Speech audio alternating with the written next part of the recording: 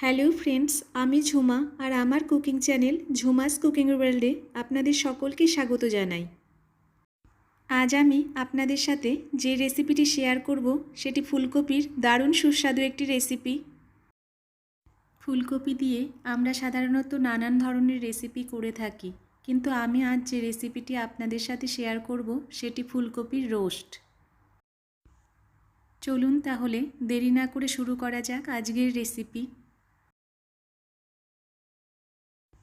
এখানে আমি একটা মাঝারি সাইজের ফুলকপি বড় বড় টুকরো করে কেটে নিয়েছি এবং বেশ ভালোভাবে ধুয়ে নিয়েছি। এবার একটা ফ্রাইং প্যানে বেশ খানিকটা জল দিয়ে দিচ্ছি।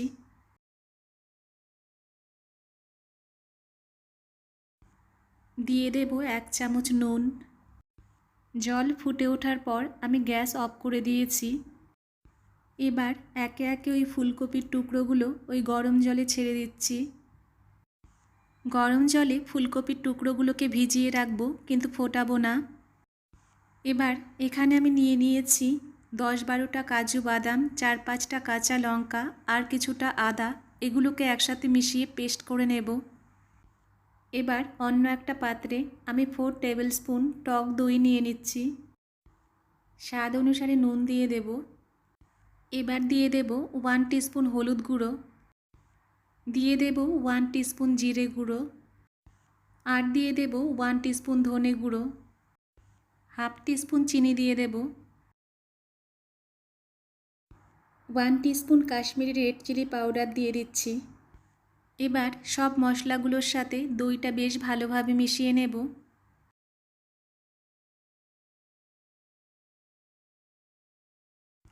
আগে থেকে বেটে রাখা কাজু বাদাম, কাঁচা লঙ্কা আর আদার মিশ্রণটা দিয়ে দিচ্ছি। আবার বেশ ভালোভাবে মিশিয়ে নিচ্ছি। এবার ফুলকপির টুকরোগুলোকে একে একে এই মিশ্রণে দিয়ে দেব। ফুলকপির টুকরোগুলোকে মশলা আর দইয়ের সাথে বেশ ভালোভাবে মিশিয়ে নেব।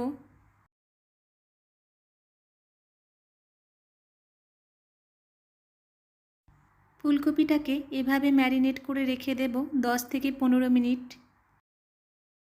এবার একটা ফ্রাইং প্যানে 2 টেবিল স্পুন তেল আর 1 টেবিল স্পুন ঘি দিয়ে দিয়েছি। গোটা গরম মশলা আর তেজপাতা ফোড়নে দিয়ে দিচ্ছি। আর দিয়ে দিচ্ছি হাফ টিস্পুন জিরে ফোড়নে। এবার ম্যারিনেট করা ফুলকপিগুলো একে একে দিয়ে দিচ্ছি।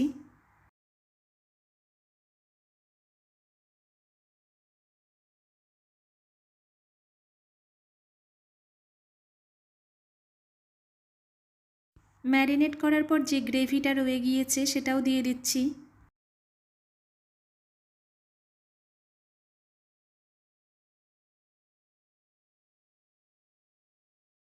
কিছুক্ষণ কষিয়ে নেবার পর ঢাকনা চাপা দিয়ে আমি এই ফুলকপিটাকে 15 মিনিটের মতন কুক করে নিচ্ছি।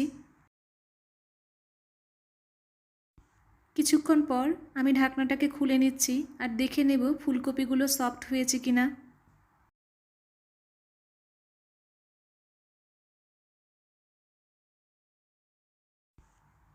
এবার এতে আমি দিয়ে দিচ্ছি 3 থেকে 4টে গোটা কাঁচা লঙ্কা আর দিয়ে দিচ্ছি হাফ টিস্পুন শাহি গরম মশলা। বেশ ভালোভাবে মিশিয়ে নেব। বন্ধুরা, আমার আজকের রেসিপিটি ভালো লাগলে আপনাদের কাছে অনুরোধ রইল আমার চ্যানেলটিকে সাবস্ক্রাইব করার জন্য।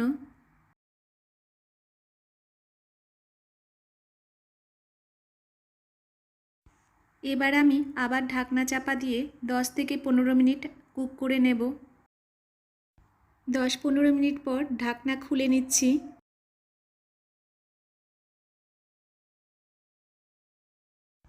আমার আজকের রেসিপি ফুলকপির রোস্ট তৈরি হয়ে গিয়েছে। এবার একে আমি নামিয়ে নেব এবং গরম রুটি কিংবা পরোটার সাথে সার্ভ করব।